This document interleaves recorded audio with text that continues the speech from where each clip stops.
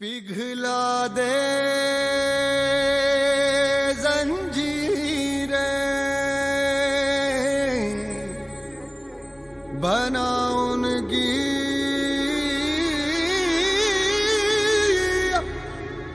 शमशीरें, कर हर मैदान फतेह ओ बंदिया, कर हर मैदान फतेह।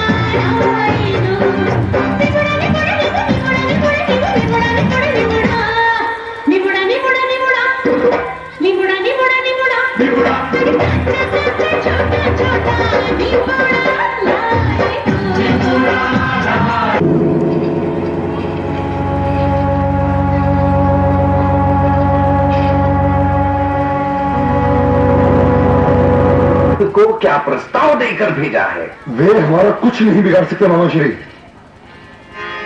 आइए आइए वासुदेव। प्रणाम मधुसूदन, आइए विराजिए।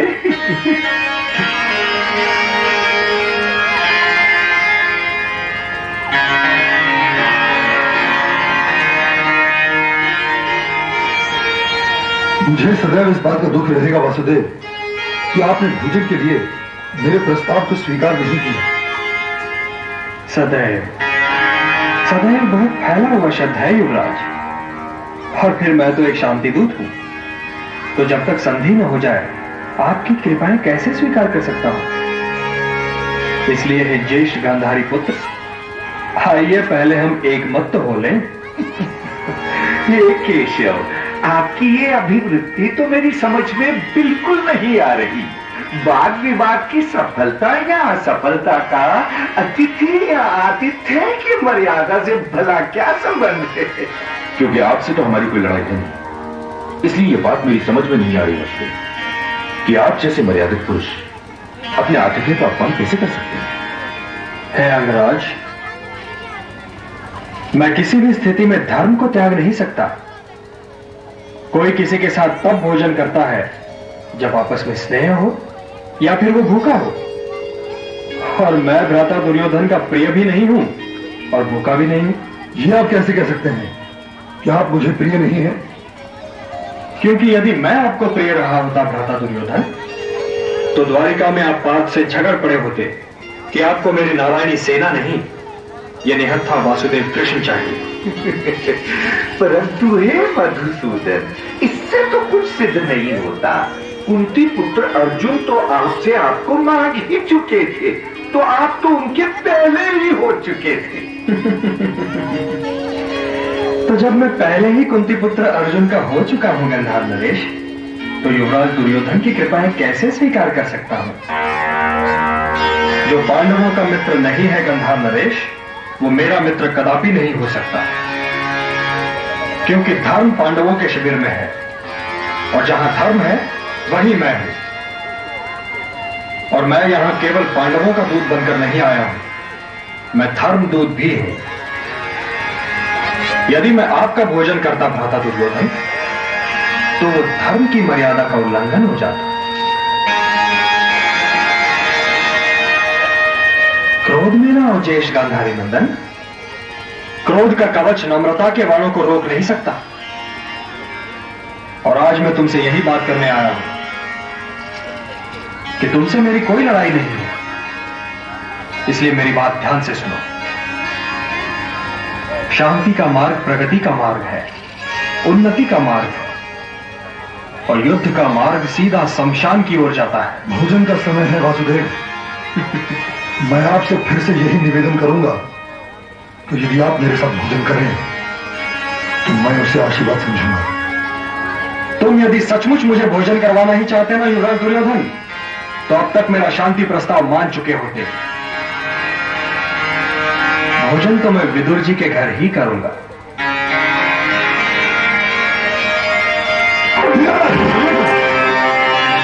ये घोड़ा अपने को समझता क्या है? मैं तो सिर्फ अपने साथ भोजन करवा के इस घोड़े को मान लेना चाहता था, परंतु ये घोड़ा इसी योग्य है कि उस दासी पुत्र के घर जाके साग रोटी खाए। श्री, मैं आपको वचन देता हूं कि यदि कल राज्यसभा में इसने कोई भी अटपटी बात कही तो मैं इसे उसी समय बंदी बना लूंगा।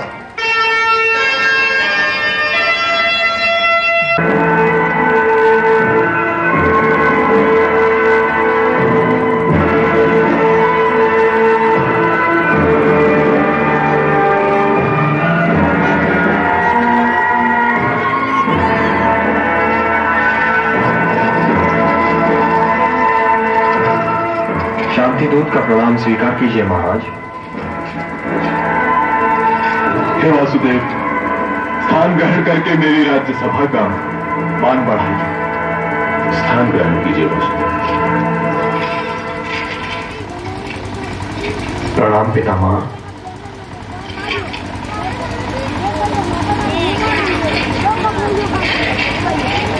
विराजिए, विराजिए ताश्री।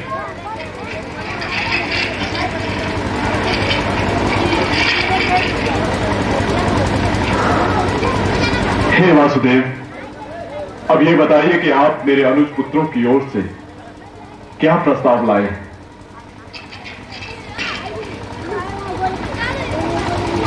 हे महाराज, गंगापुत्र भीष्म को प्रणाम करने के उपरांत मैं ये निवेदन करना चाहता हूं कि मैं किसी की ओर से कोई प्रस्ताव लेकर नहीं आया हूं।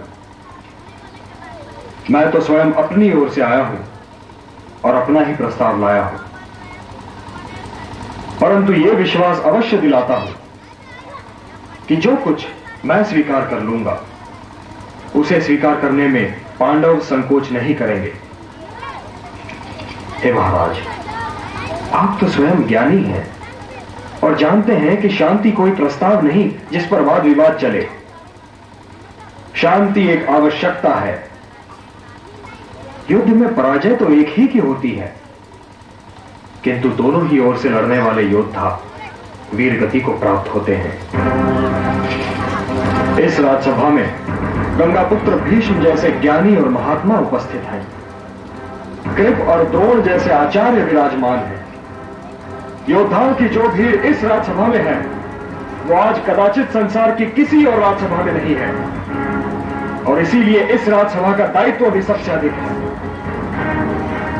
यदि युद्ध हुआ तो महात्माओं और योद्धाओं का यह जमघट निस्संदेह ही बिखर जाएगा महाराज, निस्संदेह ही बिखर जाएगा। हे महाराज, यदि ऐसा हुआ तो इतिहास उन सारे आंसुओं का उत्तरदायी आपको ठहराएगा जो इस महायुद्ध के उपरांत बहाए जाएंगे। हे नरेश, आप भारत के वंशज हैं। आपके पास धर्म की धरोहर है, मर्यादाओं का निक्षेप है, इतिहास की धाती है। आप न्यासधारी हैं।